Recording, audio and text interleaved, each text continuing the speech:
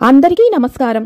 భక్తులకు కొంగు బంగారంగా ఎప్పుడూ సిద్ధంగా ఉండే సప్త మాతృకా స్వరూపిణి వారాహిమాత.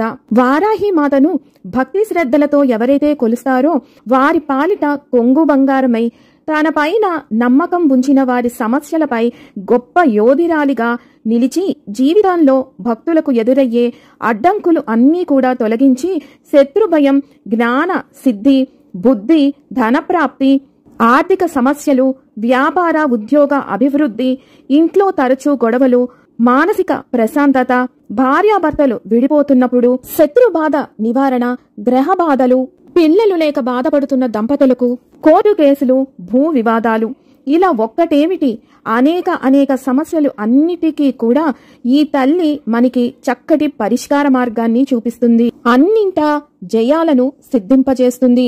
ఎవరైతే ఈ అమ్మవారిని 16 శుక్రవారాలు పాటు పూజిస్తారో వారికి ఇందాక చెప్పిన అన్ని సమస్యల నుండి విముక్తిని పొందుతారు. ప్రతి నెలలో వచ్చే 2 పంచమి తిథులతో కలుపుకొని మీరు ఈ పూజను కనుక నిర్వహిస్తే ఇక మీకు జీవితంలో ఎదురనేదే ఉండదు.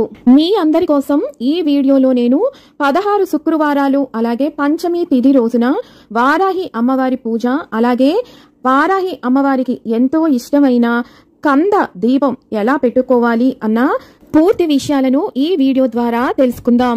మొదటిసారి ఛానల్ని చూసేవాళ్ళు మా ఛానల్ని సబ్స్క్రైబ్ చేసి పక్కనే ఉన్న బెల్ ఐకాన్ని ప్రెస్ చేయండి.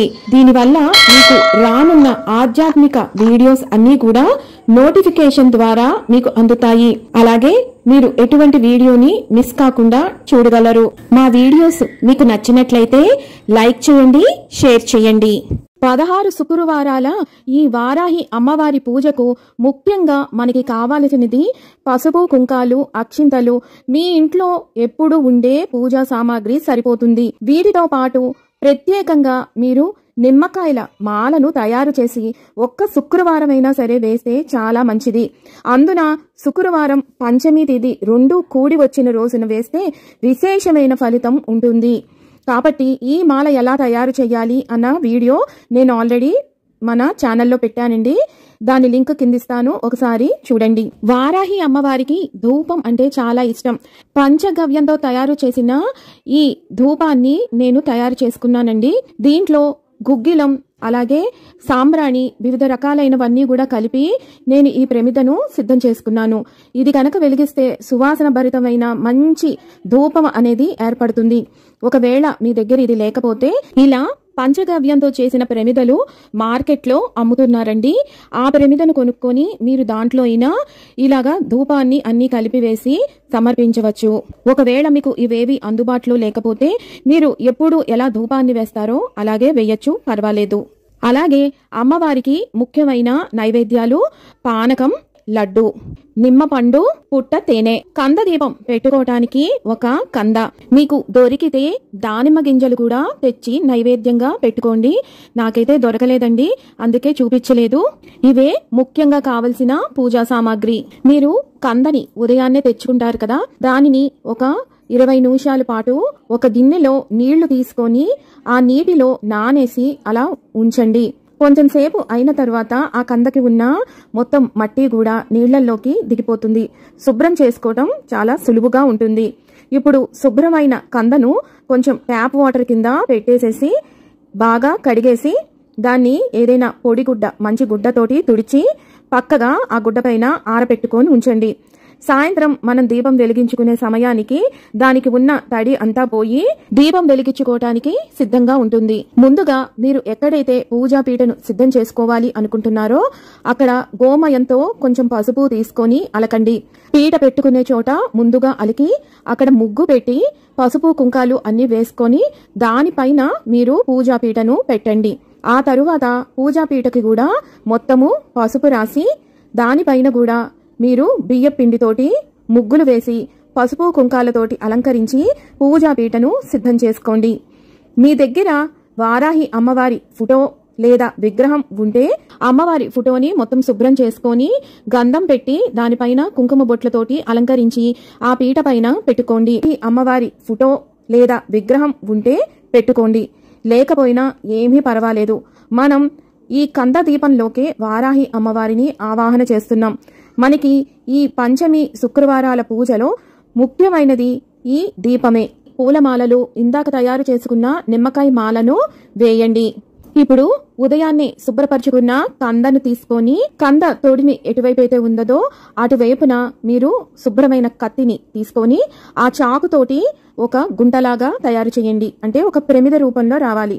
అక్కడ మనం ఆవు నెయ్యి పోసుకొని దీపాన్ని వెలిగించేంత గుంటను చేసుకోండి. ఇలా తీసుకున్న కందకి మొత్తము కూడా పసుపు రాయండి. పసుపులో కొంచెం మీ దగ్గర రోజ్ వాటర్ ఉంటే రోజ్ వాటర్, లేదు అంటే అత్తరు లేదా గంగాజలం, వీటిల్లో ఏదైనా పర్వాలేదు. ఆ పసుపుని మొత్తము కూడా కందకి రాసి చక్కగా గంధంతో బొట్టు పెట్టి ఆ తరువాత గంధానికి మీరు కుంకుమతోటి బొట్లు పెట్టండి. ఇలా సిద్ధం చేసుకున్న కందను ఒక పక్కగా పెట్టుకోండి. ఎప్పుడైనా పసుపు కుంకాలు పెట్టేసిన కందను నేల మీద పెట్టకూడదు, ఏదైనా ప్లేట్లో పెట్టుకోండి. ఆ తరువాత స్టీల్ది కాకుండా ప్లేటు గాని లేదా కుందు గాని మీ దగ్గర ఏదుంటే అది తీసుకొని దానికి కూడా గంధం పెట్టి కుంకాలతో అలంకరించి సిద్ధం చేసుకోండి. ఇప్పుడు పూజా పీఠ మీద కొంచెం బియ్యం పోసి దానిపైన తమలపాకు ఉంచి ఆ ప్లేటును దానిపైన ఉంచండి. ఆ ప్లేట్లోకి మీరు ఈ కందని ఏదైతే పసుపు కుంకాలతో అలంకరించి పెట్టుకున్నారో దానిని పెట్టండి. ఇప్పుడు ఆ కందలోకి ఆవు నెయ్యి పోసి 3 ఒత్తులు ఒకటిగా చేసి దీపం వెలిగించటానికి ఆవు నెయ్యిలో ఉంచండి. ఇప్పుడు పూజాపీఠ మొత్తం సిద్ధమైంది. మీరు యథావిధిగా నిత్య దీపారాధన చేసి గోత్రనామాలను చెప్పుకోండి. ఆ తరువాత విఘ్నేశ్వరుడు ప్రార్థన చేసి ఆయనకి ధూపదీప నైవేద్యాలను సమర్పించండి. ఆ తరువాత కంద దీపాన్ని వెలిగించండి. వెలిగించిన దీపానికి పసుపు, కుంకుమ, అక్షింతలు, పువ్వులతోటి అర్చించండి. ఆ దీపంలో కొంచెం జవ్వాదు అలాగే పచ్చకర్పూరాన్ని వెయ్యండి. ఇలా వెలిగించిన దీపంలోకి వారాహి అమ్మవారిని ఆవాహన చెయ్యండి. ఈ దీపానికి అమ్మవారికి షోడశోపచార పూజను నిర్వహించండి. మీకు మంత్రాలతో సహా ఈ పూజను చేసుకునే సమయం ఉంటే కనుక నేను ఆల్రెడీ వారాహి అమ్మవారి పూజా విధానం మంత్రాలు చదువుతూ పూర్తి పూజా విధానాన్ని పెట్టానండి. దాని వీడియో లింక్ కింద ఇస్తాను. ఆడియో పెట్టుకొని మీరు పూజ మొత్తము కూడా నిర్విఘ్నంగా నిర్వహించుకోవచ్చు. ఒకవేళ మీకు అంత సమయం లేదు అనుకున్న వాళ్ళు కేవలం వారాహి అమ్మవారి అష్టోత్తరం అలాగే షోడశ నామాలను చదువుకుంటూ మీరు అక్షింతలతో గాని వివిధ రకాల పువ్వులతో గాని అమ్మవారిని దీపాన్ని అర్చించవచ్చు. వాటి వీడియో లింక్స్ కూడా నేను కింద డిస్క్రిప్షన్ బాక్స్ లో ఇస్తాను. ఆడియోస్ పెట్టుకొని మీరు వింటూ అర్చించవచ్చును.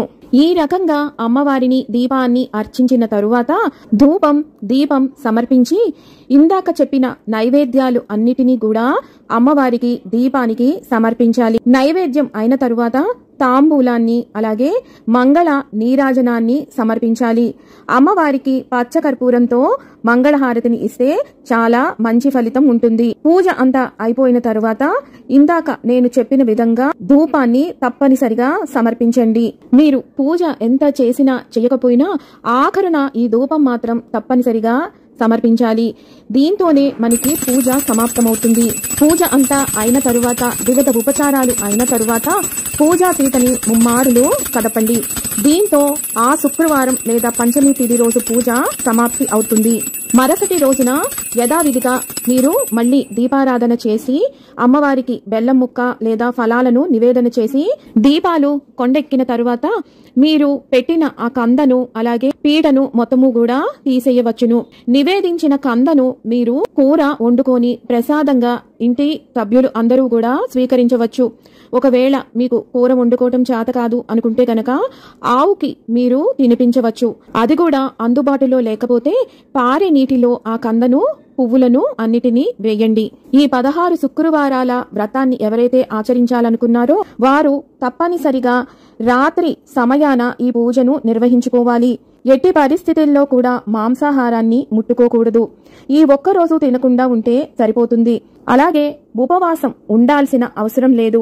యథావిధిగా ఆహారాన్ని తీసుకొని మీరు ఈ పూజను నిర్వహించుకోవచ్చు. ఈ పూజ సాయంత్రం చేస్తారు కాబట్టి ఈ పూజ మొదలయ్యే సమయానికి మీరు దంతధావనం చేసి స్నానం చేసి మొదలు పెడితే చాలా మంచిది. శ్వాస దుర్వాసన అమ్మవారికి రాకూడదు.